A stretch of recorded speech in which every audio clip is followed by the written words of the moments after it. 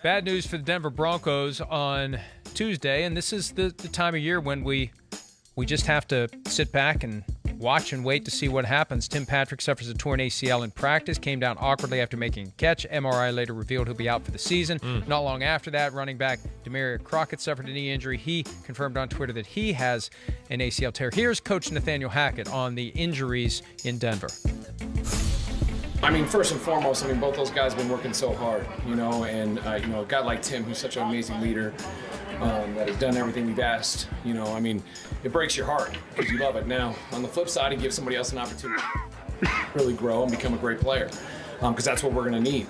So I think that whenever you have these things happen, it's about supporting the man, because we are about the entire team, but then at the same time now flipping it out and going, hey, now everybody's got to pick it up and somebody's got to show up. Yeah, it's next man up or it's go find someone else. Yeah. But at this stage of camp, you got 90 guys down to 88, obviously, and you got some options, you got some choices, you got some things you can do. And this is where the general manager, George Payton, comes into play to make the decision. Just like the Cowboys, what do you do? Yeah. Have you seen enough from the next guys farther down that you don't need to backfill on the outside, and you can just trust everyone to bump up? Yeah. I mean, that, from a camp body standpoint, they'll need another receiver just to do the drills and to get through the preseason games. Sure. That's a big part of it, too. If you're not going to play your starters in the preseason, you need a bunch of backups around to get through the preseason game. Yeah, I don't know if I look at it quite as maybe as desperate as the Cowboys situation that we talked about last segment.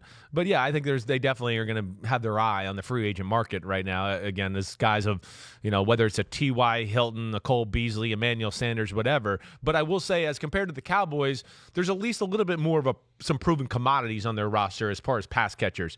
Jerry Jeudy, I think they're very comfortable where he was going. He was going in the right direction before he got hurt last year. Courtland Sutton got superstar potential. And, of course, was first year back from an ACL injury last year, and he played pretty good and got better as the year went on, too, there. So it stinks that they lose Tim Patrick. Because of some injuries last year, he really came and jumped on the scene, and it was like, wow, this guy, he's really made a name for himself in the NFL. The other aspect, too, they have KJ Hamler, right, who they drafted out of Penn State 2 years ago. He's just back on the field, too. He has an incredible ability. He's a second-round pick.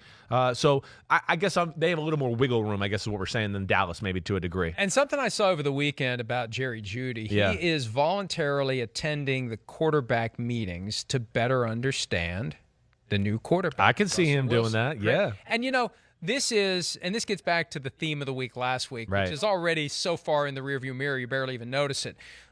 The impact Russell Wilson has as he walks through the door. It elevates everyone. And it may be a situation like you were talking about earlier with Gruden. It may be that Russell Wilson said, in Seattle, Tyler Lockett would sometimes sit in the quarterback meetings. Right. And that's it. Yeah. The next thing you know, there's Jerry Jeudy sitting in the front row with his notebook. He's that type of guy, too, from what I've heard. And, remember we met him a few years ago in Miami before the 49ers Kansas City Chiefs Super Bowl. People think I don't like him because I didn't make him one of my top 5 receivers there. No, there's a lot to like. And he's a really good route runner, like a Devontae Adams was for Green Bay, to where I could see him having that role for any intricate schemed route to run. That's going to be Jerry Jeudy there. Yeah, I expect him to have a really good year. He's got it all. Great route runner. He's explosive. It's not Jamar Chase explosive, but he's explosive.